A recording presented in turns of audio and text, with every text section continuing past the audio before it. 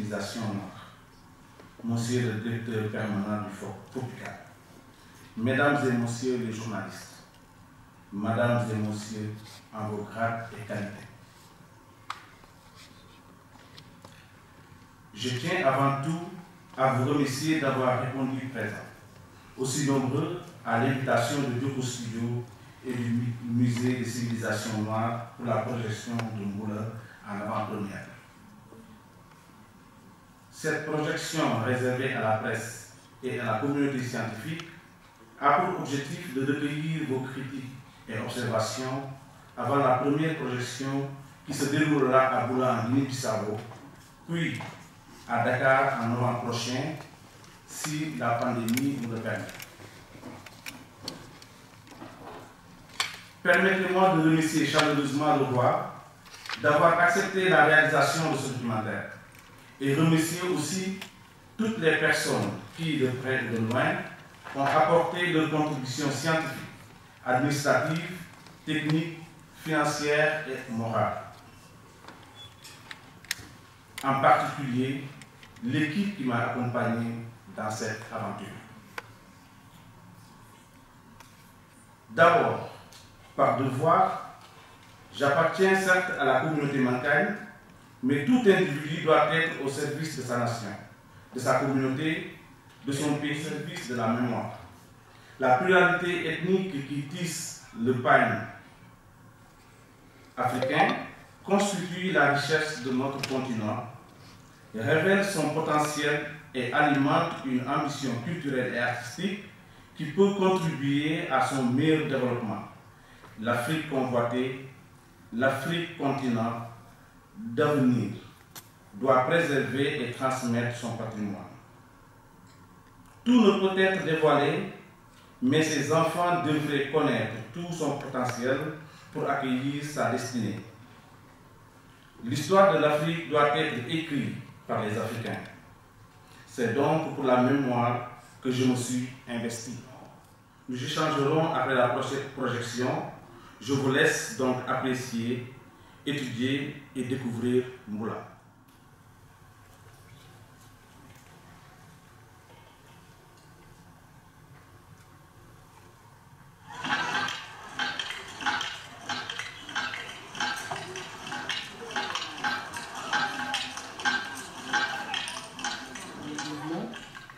Jamais la bande de tissu ne naîtrait.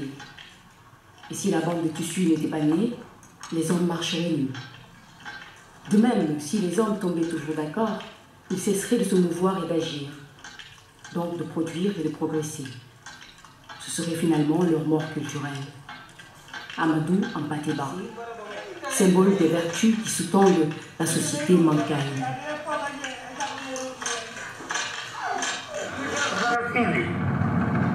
La communauté Bra comprend 2 grandes familles éligibles à la fonction royale, donc habilitées à occuper le palais de Pemèche à Mboula. Il s'agit des Bami et des Médou. Qu'est-ce qui a donc empêché la bande de tissu de naître dans la discussion soutenue des pieds et des mains du tisserand jusqu'à mettre le trône dans une vacance de 7 années? Les dignitaires mancagnes sont sommés de répondre. Ils doivent nous expliquer les raisons de cette vacance exceptionnelle du trône.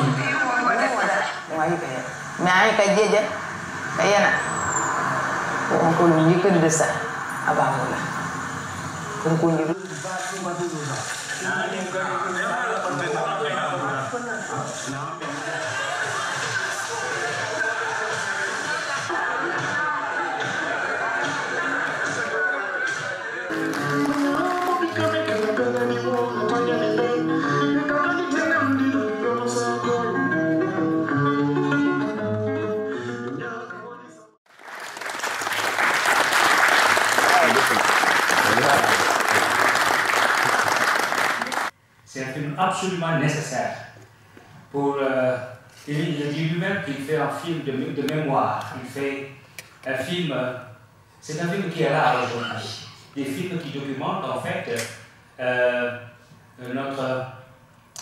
notre disons, Afrique profonde, qui documente notre vitalité, notre vitalité profonde, qui n'est pas encore irriguée le présent. Donc une fois qu'on appartient à la société Mankagne, on doit pouvoir accepter cette coercition-là. Et aujourd'hui, on sait, peut-être que je parle de l'intérieur, je sais ce qui se passe au niveau de cette diaspora Mankagne qui est là, mais qui ne sent pas justement cette coercition qui vient en fait de la maison royale. Donc les gens peuvent être Mankagne, ils sont à Saint-Louis, ils sont en France, à Bordeaux, etc. Mais cette coercition-là n'est pas là. Alors c'est ça justement qu'on peut interroger sur la dimension coercitive en fait de cette dimension royale. Donc la place du roi dans la communauté Mankagne.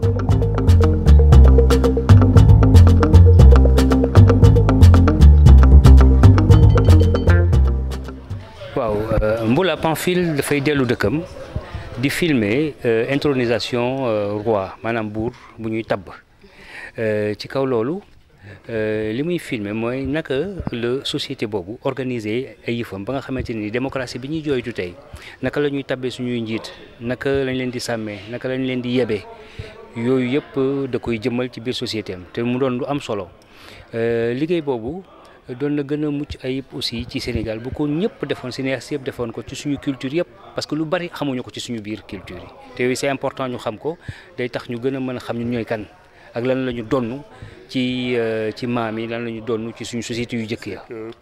Pamphile nous a présenté également on va dire une sorte de caméra qui est partie sur des questions initiatiques, sur des questions de sacrifice, sur des questions liées aux cosmogonies.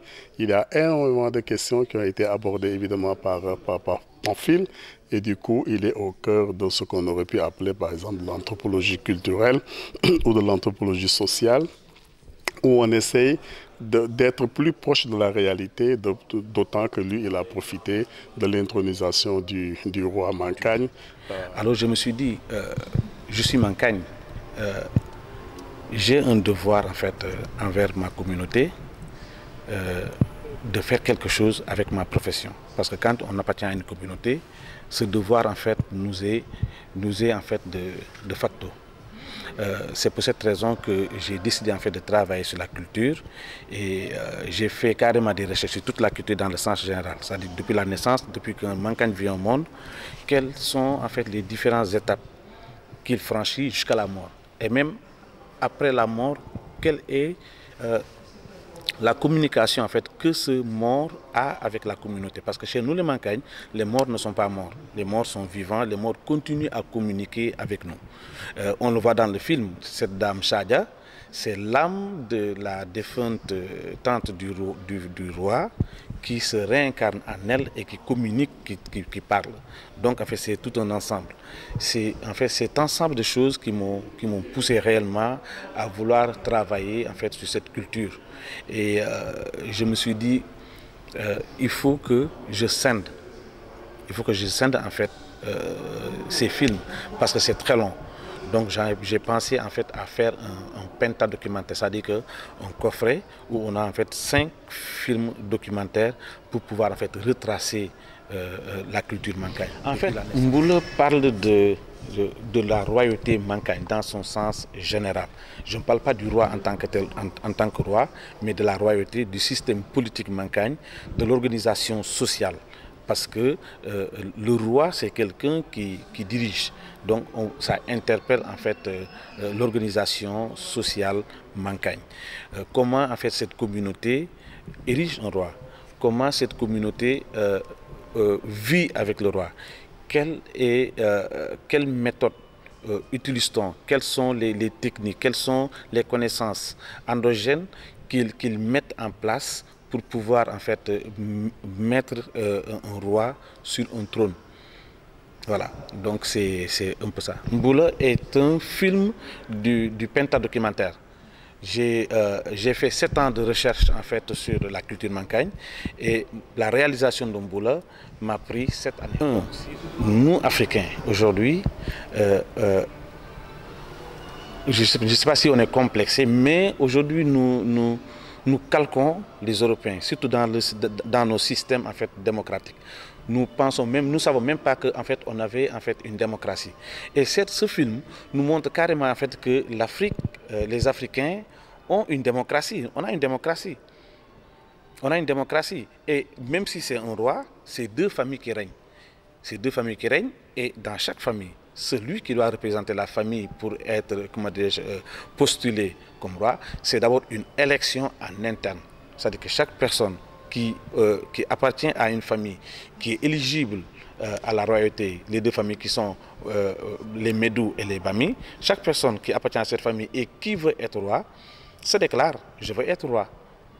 Et maintenant, en interne, tu bats campagne. Tu bats campagne avec l'aide de tes oncles maternels. Tu bats campagne à l'intérieur d'abord de ta famille comment dirais-je, royale, qui ont en fait cette qualité de pouvoir siéger.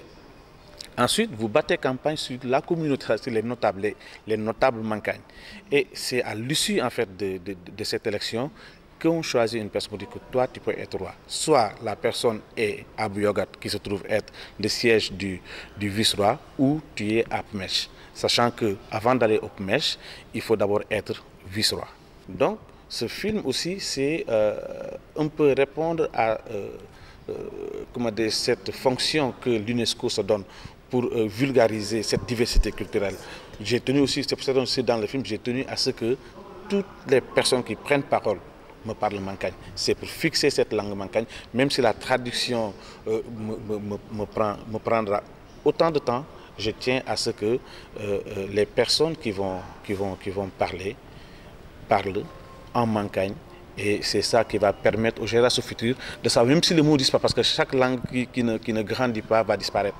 C'est sûr et certain, on va emprunter énormément de mots, mais avec ce film, peut-être que ces mots vont disparaître un jour, mais ce film va capter ces mots.